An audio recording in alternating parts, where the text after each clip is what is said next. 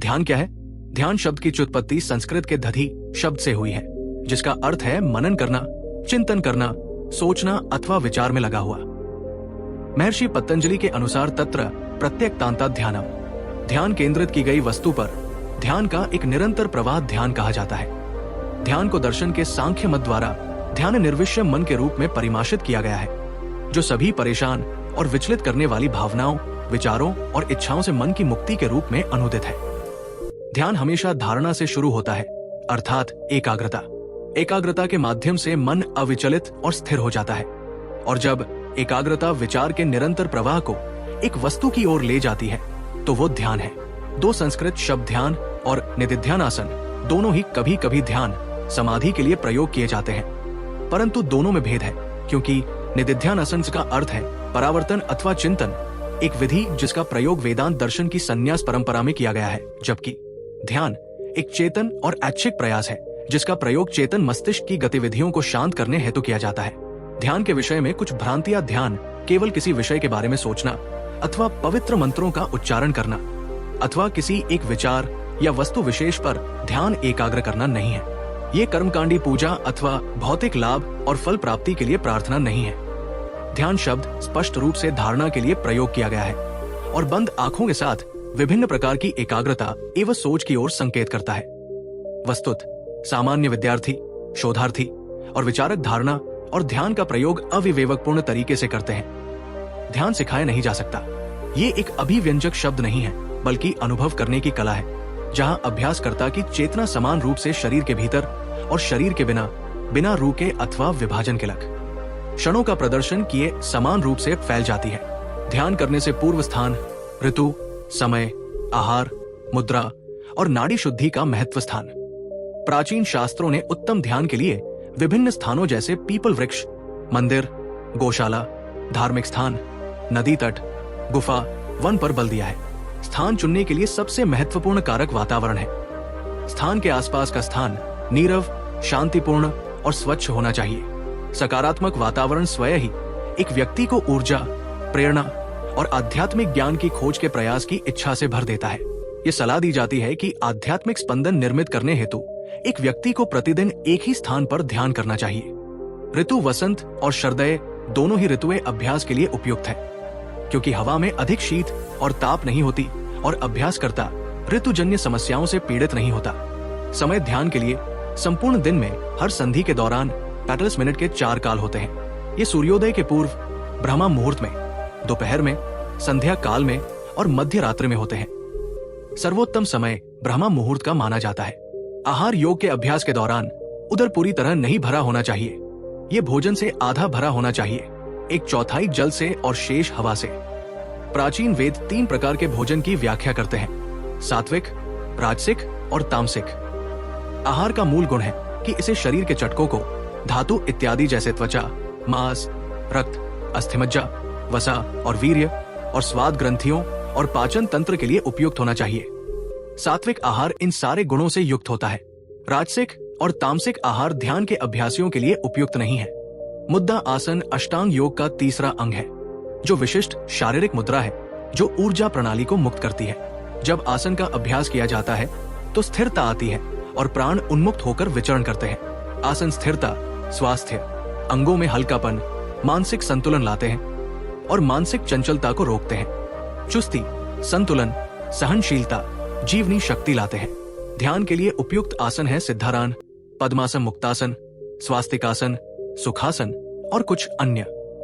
इन सभी ध्यान मुद्राओं में सीधे रहने की मुद्रा पर ही जोर रहता है। ध्यान के लिए प्रयोग किए जाने वाली प्रमुख मुद्राएं हैं। सिद्धासन एक सिद्ध मुद्रा। सिद्धासन को 84 लाख आसनों में से अग्रणी माना गया है। अन्य आसन भी स्वस्थ शरीर प्राप्त करने के लिए लाभदायक माने गए हैं, परंतु सिद्धासन ध्यान, प्रार्थना और पूजा, प्राणायाम और समाधि के लिए अहम माना गया है। आसन पर बैठने के दौरान मूलाधार एक पैर की एड़ी से दबा हुआ होना चाहिए और दूसरा पैर गुप्तांग पर स्थित होना चाहिए। स्थिर और संतुलित रहते हुए, चेतना को नियंत्रित किए हुए स्थिर रूप से भौहों के केंद्र में देखें। ये मुक्ति के लिए द्वार को खोलता है। ये सिद्धासन कहलाता है। प्राचीन शास्त्रों में ये उल्लेख किया गया है कि दृष्टि को अलग अलग तरीकों से केंद्रित करने से अलग अलग परिणाम प्राप्त किए जा सकते हैं। भ्रूमध्य दृष्टि, भौहों के बीच में ध्यान लगाना। 2. समदृष्टि, सामने की ओर देखना। 3. नासिकाग्र दृष्टि, नाक के आगे के भाग को देखना। 4. अधोन्मिष दृष्टि, आधी खुली पलकें। 5. नेत्रबंध दृष्टि, बंद आंखें। पद्मासन, पद्म मुद्रा, भूमि पर बैठे हुए जबकि बाएं पैर की एड़ी दाहिनी जांघ पर, ताकि नाभि के अधिकाधिक निकट स्थित हो। इसके बाद दाहिना पैर बाईं जांघ पर इस प्रकार स्थित हो कि दोनों एड़ियां एक दूसरे को नाभि के जितना समीप संभव हो स्पर्श कर सके। कशेरुक स्तंभ और शरीर सीधा होना चाहिए। ध्यान रखना चाहिए कि घुटने जमीन को स्पर्श करें। हाथ को गोद में, हथेलियों को ऊपर की ओर या घुटनों पर रखा जाना चाहिए। पैरों को जांघों पर रखने के अनुक्रम को बदलकर पूरी प्रक्रिया को दोहराया जाता है। सिद्धासन की तरह ये आसन ध्यान, प्रार्थना, आराधना और प्राणायाम के लिए प्रयोग किया जाता है, परंतु इसमें एक अतिरिक्त विशिष्टता है कि ये निश्चित रूप से शारीरिक स्वास्थ्य के लिए सिद्धासन से अधिक प्रभावशाली और उपयोगी है। सुखासन, सरल मुद्रा, पैरों को मोड़कर आराम से बैठे हुए, हाथ घुटनों पर होने चाहिए। जो व्यक्ति ध्यान, प्रार्थना या प्राणायाम के लिए पद्मासन अथवा सिद्धासन नहीं कर सकते, वो इस मुद्रा में बैठ सकते हैं। इस आसन का ये नाम इसलिए है क्योंकि कोई भी आराम से इस मुद्रा में लंबे समय तक बैठ सकता है। अनम्य पैर वाले अभ्यासकर्ताओं को इसकी सलाह दी जाती है। हाथों और आंखों की स्थिति सिद्धासन अथवा पद्मासन के समान ही होगी। नाड़ी शुद्धि शास्त्रों में उल्लेख किया गया है कि योग का अभ्यास प्रारंभ करने से पहले नाड़ियों का शोधन करना अत्यंत आवश्यक है। षटकर्म शरीर के आंतरिक तंत्र और अंगों को शुद्ध कर देता है। आसन शरीर को सबल बनाते हैं। प्रत्याहार से 5 बोध का नियंत्रण होता है और प्राणायाम के अभ्यास से शरीर ज्योतिर्मय और स्फूर्त बनता है। ध्यान आत्मबोध में सहायक होता है और समाधि से प्रबोध की प्राप्ति होती है। अतः एक व्यक्ति को इसी क्रम में इसका अभ्यास करना चाहिए, अन्यथा योग के अभ्यास से हानि होने की संभावना है। प्राणायाम शरीर की प्राणिक प्रक्रिया को समझने और नियंत्रित करने के लिए किया जाता है। श्वास प्राण को मुक्त करने का एक सीधा साधन है और जिस तरीके से हम श्वास लेते हैं वो प्राणिक स्पंदनों का आरंभ करता है जो हमारे पूरे अस्तित्व को प्रभावित करते हैं। प्राण और मन गहन रूप से अंतर्संबंधित है। एक की अस्थिरता का अर्थ है दूसरे की अस्थिरता। जब मन अथवा प्राण में से कोई भी एक संतुलित हो जाता है तो दूसरा भी स्थिर हो जाता है। हठ योग कहता है प्राण को नियंत्रित करें और मन भी नियंत्रित हो जाएगा। हठ योग कहता है कि मन को रहने दे, शरीर के कार्यों और प्राण पर ध्यान देना चाहिए और मन स्वतः स्थिर हो जाएगा। जब तंत्रिका आवेग कठोर और लयबद्ध होते हैं तो मस्तिष्क के कार्यों को विनियमित किया जाता है और मस्तिष्क की तरंगे लयबद्ध हो जाती है। सांस लेने की प्रक्रिया सीधे मन से जुड़ी होती है। ध्यान का अभ्यास करते समय अस्थिर मानसिक तरंगे अभ्यासकर्ता और ध्यान की गई वस्तु के बीच एक बाधा उत्पन्न करती है। इसलिए मन को नियंत्रित करने के लिए श्वास पर नियंत्रण होना चाहिए। ये पाया गया है कि प्राणायाम, मुद्रा और बंध तथा प्राण को विनियमित करने वाले कुछ आसनों के माध्यम से मन को नियंत्रण में लाया जा सकता है। ध्यान की अवस्था पाने के क्रम में कुछ प्राणायाम का अभ्यास करना बहुत आवश्यक है। ध्यान के प्रकार जाति, संप्रदाय, वर्ण और राष्ट्र से निरपेक्ष सारे धर्मों, परंपराओं, भाषाओं, संस्कृतियों को जोड़ने वाला ध्यान एक विशिष्ट सार्वभौमिक परिघटना है। दैनिक मानवीय जीवन के हर पहलू में ध्यान का एक अथवा दूसरा रूप समाहित है। हिंदू, मुस्लिम, ईसाई, सिख, जैन, बौद्ध, यहूदी हर धर्म में ध्यान प्रार्थना का एक अहम हिस्सा है। प्रख्यात संतों और अन्य ने ध्यान को अलग अलग तरीके से प्रमुख रूप से अपने अनुभव के आधार पर व्याख्यायित किया है। ये एक सतविधर बहुधा वदंती, सत्य एक है, परंतु विद्वान उसकी भिन्न व्याख्याएं करते हैं। वैदिक कथन की पुष्टि करता है। बौद्ध धर्म ध्यान। बौद्ध धर्म 2 पारंपरिक ध्यान रूपों को प्रस्तुत करता है। प्रथम को समता ध्यान कहा जाता है। इसका उद्देश्य एकाग्रता विकसित करना है। दूसरे को विपश्यना ध्यान कहा जाता है। इसका उद्देश्य समझ को विकसित करना है। समता ध्यान का उद्देश्य संयोजन की स्थिति तक पहुंचना है, जबकि विपश्यना ध्यान का उद्देश्य आत्मज्ञान की प्रक्रिया से काफी निकटता से संबंधित है। जैन धर्म ध्यान। प्रेषस्य ध्यान प्रेक्षा का शाब्दिक अर्थ है देखना। इसका मतलब है कि मन का ध्यान भीतर की ओर एकत्र करना तथा निरंतर अपने भीतर की ओर देखना, जिससे अभ्यासकर्ता को नाम और रूप की दुनिया से मुक्त होने और पूर्ण सत्य चेतना में रहने का अवसर मिलता है। प्रेष ध्यान का किसी भी समय कहीं भी अभ्यास किया जा सकता है, परंतु नियत समय पर नियमित अभ्यास त्वरित परिणाम लाता है। इस ध्यान में जिन चरणों का पालन किया जाता है वो है श्वास प्रेक्षा, श्वास पर ध्यान केंद्रित करना, अनिमेष प्रेक्षा, वस्तु पर ध्यान, शरीर प्रेक्षा, शरीर का बोधन एवं ध्यान, वर्तमान प्रेक्षा, वर्तमान का बोध एवं ध्यान, एकाग्रता। इसका अभ्यास बैठकर, लेटे हुए अथवा खड़े होकर भी किया जा सकता है। यह ध्यान धीरे धीरे तनाव को मुक्त करता है और शरीर को विश्राम देता है। एक गहन मौन और धीमी गति से सांस लेने की पद्धति विकसित करता है। अवांछनीय चीजों को बोलने के प्रयास का दमन करता है, मन का रूपांतरण करता है तथा मौन और विश्रांति लाता है। श्रेष्ठ ध्यान, इसका अर्थ है श्रेष्ठ पर ध्यान और कोई असाधारण श्रेष्ठ प्रकार नहीं, जैसा कि कई द्वारा बनाया गया है। वह जो अचपा जप की परंपरागत एवं वर्षों पुरानी तकनीक से भिन्न है। आने वाले और बाहर जाने वाले प्राण पर एकाग्रता के साथ एक प्रकार से निरंतर और विशेष बीज मंत्र का पाठ व लगातार दोहराव। मन और विचार, श्वास जो जैविक शक्ति है के साथ विचरण करते और चिहित किए जाते हैं। घेरन संहिता के अनुसार ध्यान 3 प्रकार का कहा जाता है। स्थूल ध्यान, अपने गुरु अथवा ईश्वर इष्ट देवता की छवि का मनन करना स्थूल ध्यान कहलाता है। स्थूल ध्यान की वस्तु स्पष्ट रूप से दृष्टिगत होती है। ये प्रारंभिक अभ्यासकर्ताओं के लिए है। 2. सूक्ष्म ध्यान, इस ध्यान में ध्यान की वस्तु कुंडलिनी सर्प शक्ति है। आंखों के क्षेत्र को पार कर जाने के बाद ये फिर अदृश्य हो जाती है। 3. ज्योतिमय ध्यान, तेजो ध्यान स्थूल ध्यान से 400 गुना श्रेष्ठ कहा जाता है। इस ध्यान में ध्यान कर रहा योगी एक प्रकाश को देखता है और उस पर अपना मन केंद्रित करता है। योगी को दिखने वाला प्रकाश आंतरिक प्रकाश है, जो बाहर दिखाई दे ऐसी बाहरी रोशनी नहीं। स्पष्ट कहा जाए तो प्रकाश न तो एक छवि है और न ही कोई बोध। एक योगी जो श्रामरी कुंभक में सफल होता है, उसे कुछ आंतरिक ध्वनियां सुनाई देती है जो दिखने वाले प्रकाश के साथ संयुक्त हो जाती है और योगी का मन उस मिश्रण पर स्थिर हो जाता है।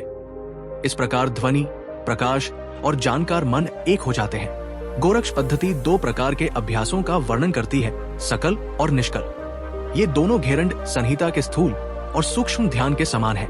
ऊ ध्यान एक प्रकार का ध्यान है जो योगाभ्यासियों के मध्य अति लोकप्रिय है। वो है ओंकार ध्यान, जिसका अभ्यास इस प्रकार किया जाता है। ध्यान का अभ्यास करने के लिए व्यक्ति को एकांत स्थान अथवा किसी कमरे में किसी ध्यान मुद्रा में बैठना चाहिए। शरीर को सीधा रखते हुए, आंखों को बंद रखते हुए हाथों को ज्ञान मुद्रा में घुटनों पर रखकर उ का उच्च स्वर में उच्चारण करना चाहिए। शब्द का बार बार उच्चारण किया जाना चाहिए। ध्वनि की तरंगों को शरीर के साथ साथ स्थान के वातावरण को भी प्रभावित करना चाहिए, इस प्रकार कि केवल मुख ही नहीं संपूर्ण शरीर भी उसकी पुनरावृत्ति कर रहा है ऐसा आभास हो, और केवल वो कक्ष ही नहीं बल्कि संपूर्ण वातावरण ऊ की ध्वनि से परिपूर्ण हो गया हो। ये मस्तिष्क और तन दोनों को समान रूप से प्रभावित करता है। तन प्रशांत, हर्षित एवं स्वस्थ हो जाता है। ये प्रक्रिया अन्नमय और प्राणमय दोनों कोशों को समान रूप से प्रभावित करती है। इसके अभ्यास में धैर्य और ऊर्जा की आवश्यकता होती है। व्यक्ति की शारीरिक और मानसिक क्षमता के आधार पर 0 से 5 मिनट से शुरुआती अभ्यास शुरू होना चाहिए। ये स्थिति बहुत महत्वपूर्ण है क्योंकि ये ओंकार ध्यान की नींव है। दूसरे चरण में व्यक्ति के मुंह को बंद करके मानसिक रूप से शब्द को दोहराते हुए ऊ जप करना होता है, जब केवल दिमाग में ही जारी रखना चाहिए। ये मन को संतुष्ट करेगा, जैसे मौखिक जब शरीर को संतुष्ट करते हैं। ये प्रक्रिया पहले चरण की तुलना में थोड़ी कठिन है, लेकिन पहले चरण के नियमित अभ्यास से मानसिक रूप से जप करना आसान हो जाता है। शारीरिक रूप से जप करते समय कमरे में स्पंदन होता है, लेकिन मानसिक जप के दौरान उस जप करने वाले व्यक्ति के लिए तन ही कमरा बन जाता है और उसका तन ऊ की ध्वनि से स्पंदित होने लगता है। इसका भी शुरू में 0 से 5 मिनट का अभ्यास किया जा सकता है और अवधि को धीरे धीरे बढ़ाया जा सकता है।